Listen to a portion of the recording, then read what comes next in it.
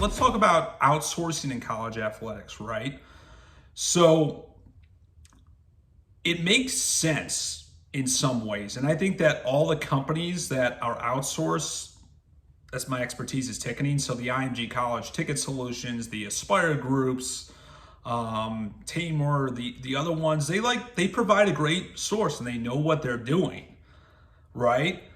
But it comes to a point where if I'm an associate AD of business operations, they call it external operations in the college athletic lingo world, I'm gonna find a way to have it in-house. Like, number one, first and foremost, it's just like a healthier combination of like being in-house under one roof instead of having a vendor run your ticket sales and having employees being paid by somebody else. I don't believe in that model, right?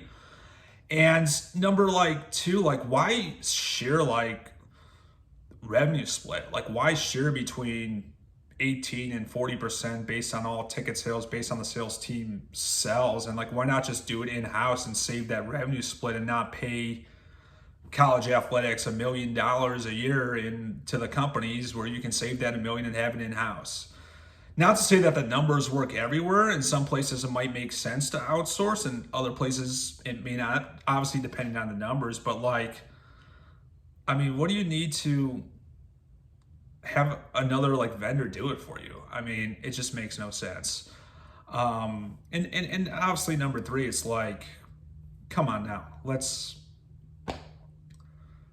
just all be on the same squad and not have rivalries between development, ticketing, and so forth. Like all the nightmares I hear of the GM of ticket sales, being a middleman between the liaison of the athletic department and their boss. That's one thing I hated about the outsourced agency at Bowling Green, University of Illinois. Great people I worked for, but why be the middleman? If somebody has a different strategy, then it's about making money, it's about this, then the GM's in the worst position possible, and I don't miss that.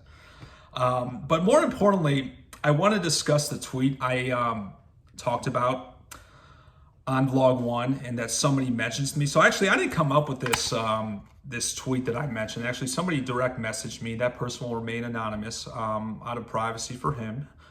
But he really caught my attention. And I'm going to read this tweet I posted about a month ago. College athletics hires Learfield to sell tickets. That's one company.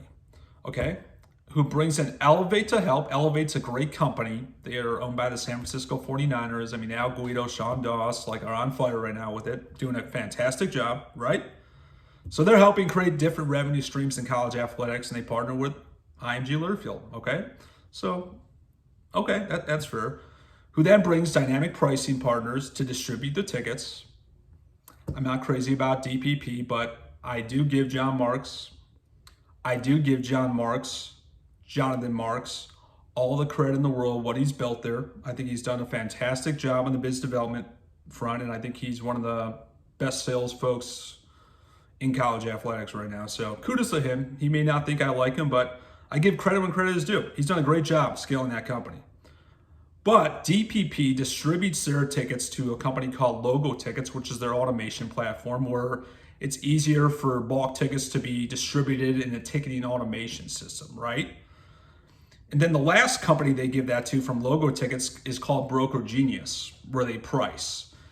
That's where the trouble starts, where basically it's a up and down, not all the time, up and down. So for an example, for people that just getting to learn, so basically price automation it makes it very easy for ticket brokers and the big consolidators in the world to really price tickets and not have to be on it 24/7. So basically, let's use the New York Yankees for example. New York Yankees have a $45 infield center ticket. It's $45. Automatically on Broker Genius, a dynamic pricing partner of the world, just as an example, would price that down to $44 so they would get the sale faster, right?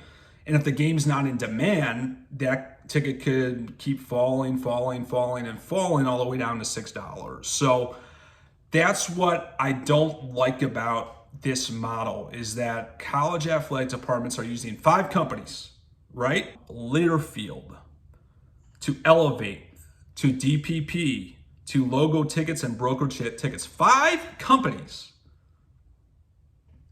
all for price automation that crashes markets. Does that make sense? No. Am I throwing these companies under the bus that are doing it? No. All 5 of these companies are very successful. Very successful companies.